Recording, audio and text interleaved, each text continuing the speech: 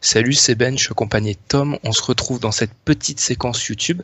Tout d'abord, bravo à ceux qui sont abonnés. Enfin, bravo, je sais pas si c'est le bon terme, mais merci à ceux qui sont abonnés sur notre chaîne.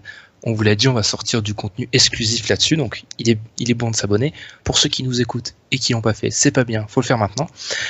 Tom, je vais te laisser présenter, pour une fois, je vais te laisser présenter le débat de cette courte vidéo autour du bas de l'Est, parce que je suis premier à critiquer ouvertement le bas de la conférence Est, mais on va essayer d'en parler avec un peu d'objectivité. Alors, il y a énormément de... Merci Ben d'ailleurs déjà, et merci à vous de nous suivre.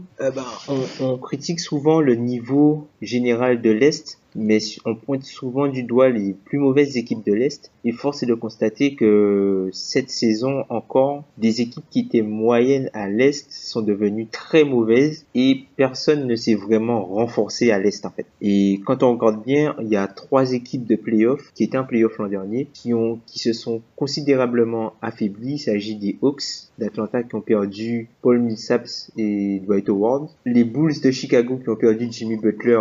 Enfin, je vais même pas donner la contrepartie. et Indiana qui a perdu Paul George. Tu ne donnes pas la contrepartie. Voilà. Qui a perdu Paul George et son meneur de jeu Jeff Teague, qui sont tous les deux partis dans la conférence Ouest. C'est que CJ Miles, j'adore CJ Miles. Et CJ Miles aussi, oui effectivement. Mais CJ Miles est resté à l'Est.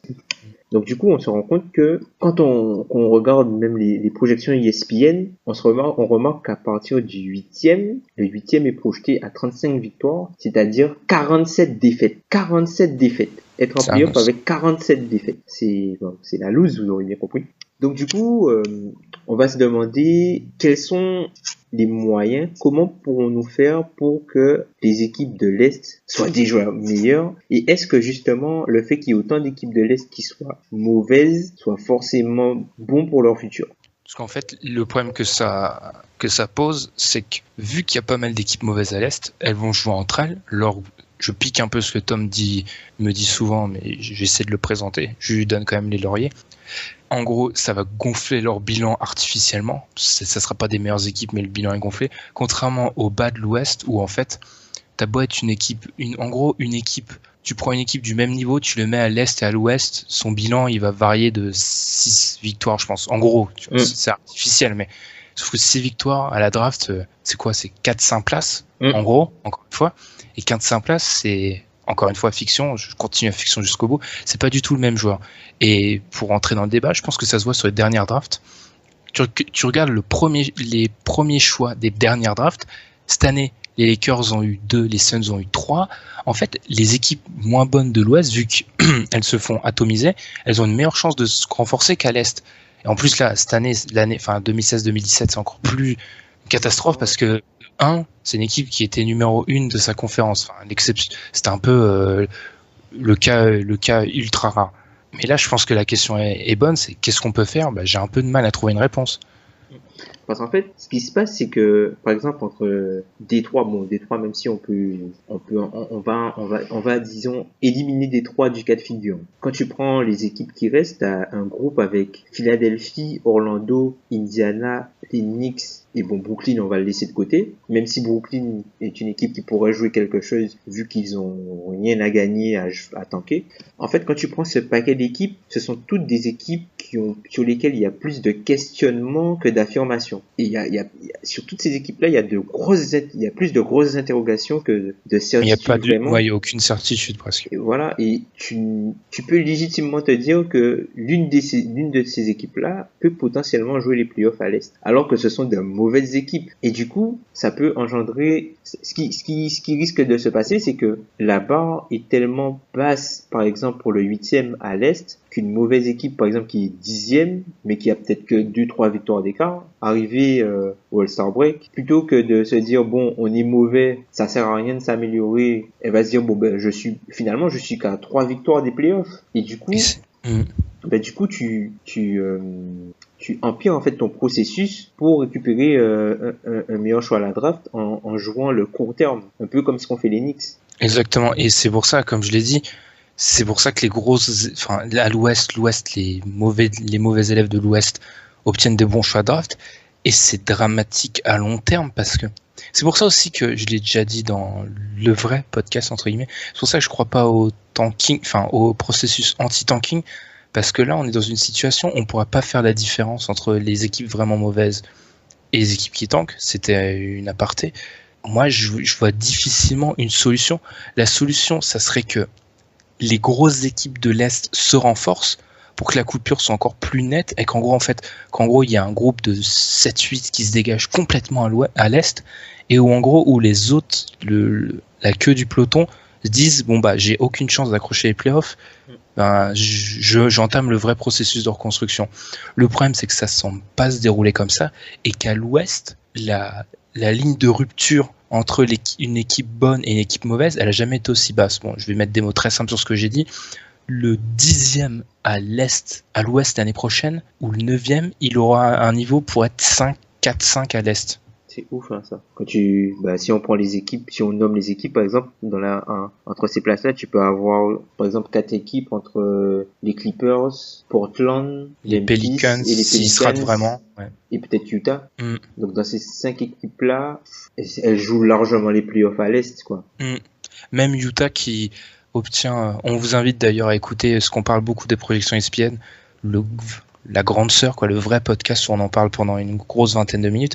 Et en fait, même Utah, même si les projections et même les analystes, ils sont sympas avec eux, je trouve, Utah joue les playoffs aussi à l'Est. Et là, on vient justement dans ce cercle vicieux, c'est qu'en fait, Utah, du coup, va subir à l'Ouest et va pouvoir se renforcer parce que l'année prochaine, Utah, je pense pas, perso, qui font les playoffs, ils vont avoir un bilan compliqué vu ils se tapent sans doute peut-être la division sûre en devenir et peut-être déjà la plus dure de la NBA, et ils auront un bilan qui reflètera pas, c'est pour ça que tu dis souvent que le bilan est trompeur, ça reflètera pas le vrai niveau de l'équipe. Voilà, c'est ça, en fait, c'est que on va se retrouver avec des équipes du bas de l'Ouest qui ont un bilan, en fait, moins bon que le niveau général de l'équipe, et se retrouver avec des équipes de l'Est qui, comme elles se jouent entre elles, vont se retrouver avec des bilans qui sont un peu meilleurs que le niveau général de l'équipe. Et comme la draft, en fait, se joue au bilan après que la loterie soit faite, si par exemple on va prendre un exemple simple, tu as une équipe, disons comme Memphis, qui est projetée comme étant 12e à l'ouest. Rappelons que c'est une équipe qui a quand même Mike Conley et Marc Gasol, qui se retrouve peut-être 12e, donc qui est la 4e moins bonne équipe de sa conférence. Quand tu compares et tu vas te retrouver par exemple avec une équipe comme le Magic qui est projeté 10e, attention, le Magic qui est projeté 10e à l'Est, personne ne peut dire aujourd'hui que le Magic a une meilleure équipe que Memphis. Mais par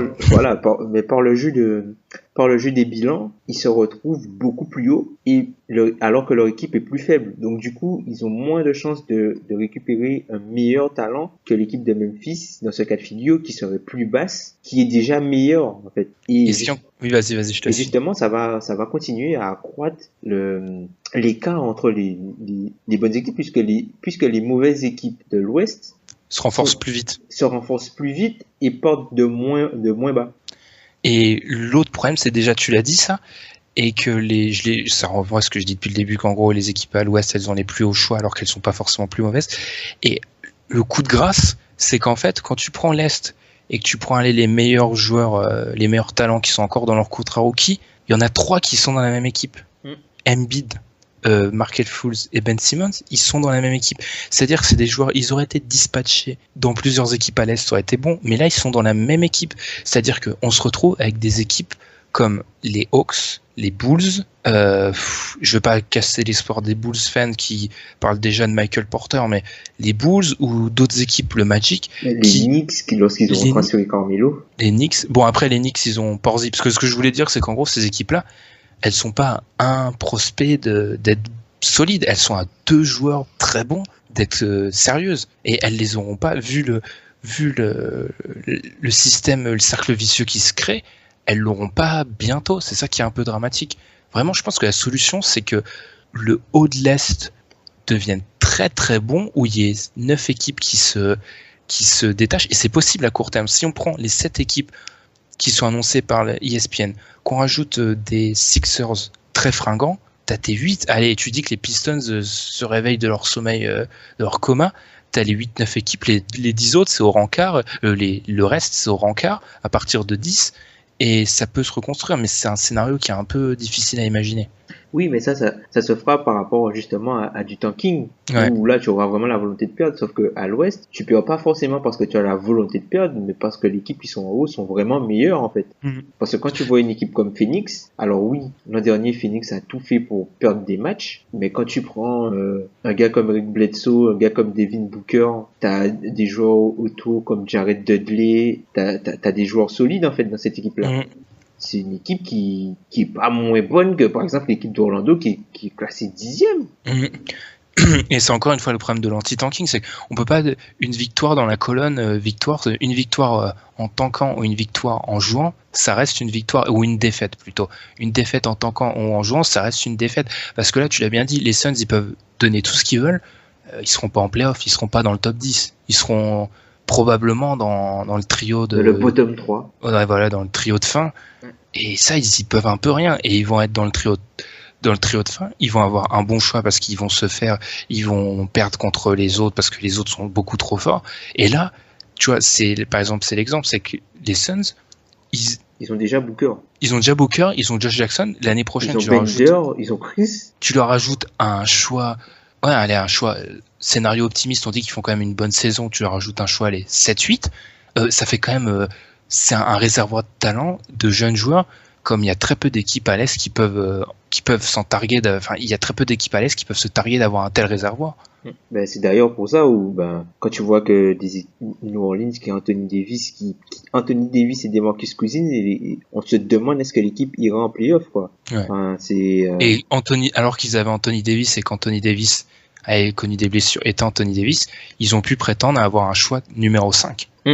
Ce qui est complètement, c'est complètement n'importe quoi. Bon, ils sont pas tombés sur la bonne draft, ils ont pas misé sur le bon cheval, mais il n'empêche que de se dire que une équipe avec un top 10 NBA qui a son meilleur niveau, qui a un top 5 de la draft, c'est n'importe quoi.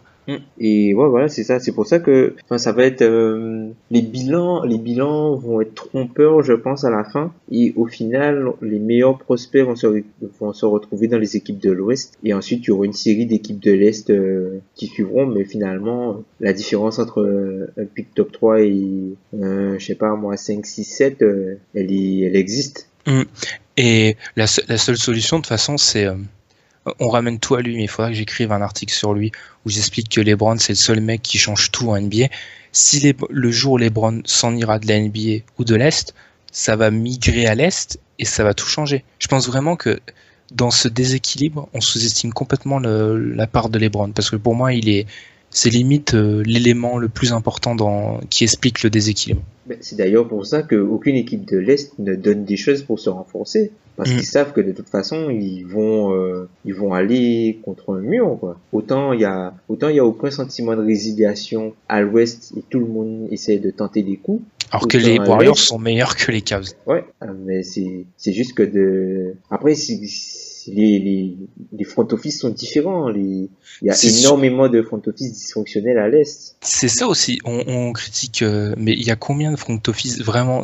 Il y a que les Kings qui sont vraiment nullissimes et les Pelicans un petit peu, et qui sont catastrophiques. Ça s'améliore, tu vois. Ça s'est amélioré. Mais alors, à l'Est, bon, alors les Nets se sont améliorés, mais c'était une catastrophe. Le Magic, c'est une catastrophe. Les Knicks, c'est une catastrophe. Le Magic, bon, on n'est pas d'accord là-dessus, mais bref. Les Knicks sont pas, c'est toujours une comédie. Il y a qui d'autre?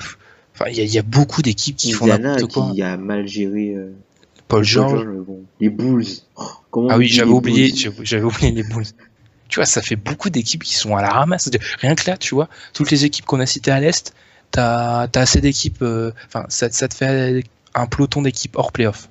Exact. Juste ça, t'as assez d'équipes pour hors playoff et tu ramènes le reste d'équipes à peu près solides en playoff. C'est bon.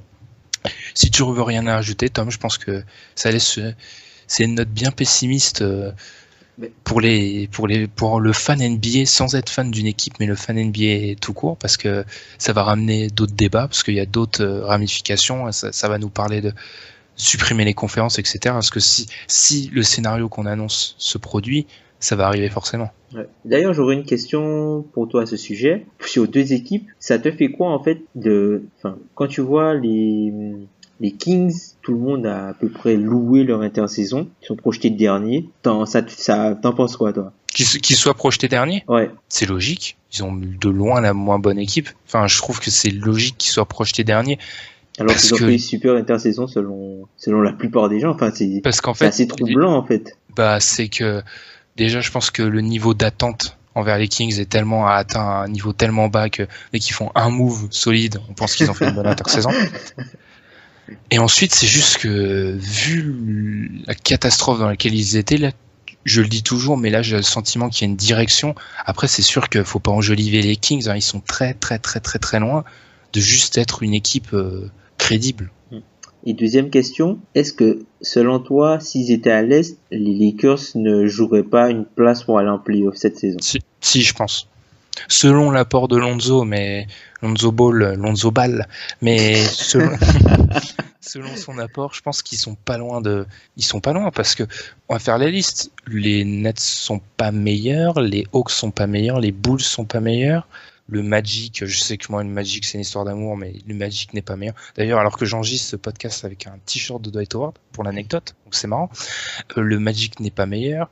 Ensuite, il y a le débat, t'as les Pistons, les Sixers, après il y a la question, mais rien que là, en citant les 4 premières équipes que j'ai données, ils sont déjà 19. Et à 19, tu penses aux playoffs. Surtout que ce sont les Lakers, attention, avec Ball, mais en 2 avec KCP, Ingram, et puis Brook Lopez. Alors, leur 5, ça prétend aux playoffs, tu vois. Alors que c'est l'équipe va finir entre 13 et 15 et 15, je pense que c'est vraiment premier aux Kings, entre 13 ou 14 à l'ouest. En plus, on n'a même pas mentionné Brook Lopez qui passe à l'ouest aussi.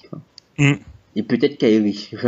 Non, mais là, si Kyrie arrive à l'ouest. Ça sera un leader, ça sera bien pour lui. Si Kyrie et Carmelo arrivent à l'ouest, là, laisse tomber, quoi. Non, mais la tronche All-Star à l'est.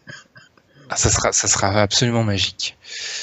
Sur ce, on va conclure là-dessus pour cette petite vidéo sur un peu, c'est pas l'état de la NBA, mais le cercle vicieux dans lequel on risque de rentrer et qui fait un peu peur. On vous invite, pour ceux il y en a sans doute qui nous découvrent via YouTube, à nous écouter dans le grand podcast. C'est sur SoundCloud, iTunes, Podcast Addict, etc. Tout simplement dunkebdo.com pour trouver toutes les infos et trouver nos podcasts, nos vidéos YouTube. On remercie aussi les habitués, si je peux les appeler comme ça, qui nous écoutent quand même sur YouTube. Merci, n'hésitez pas à partager, parce qu'on va avoir du contenu, je l'ai déjà dit, exclusif là-dessus. Et nous, on vous dit à la prochaine sur YouTube et on se retrouve pour une nouvelle vidéo. Salut! Salut!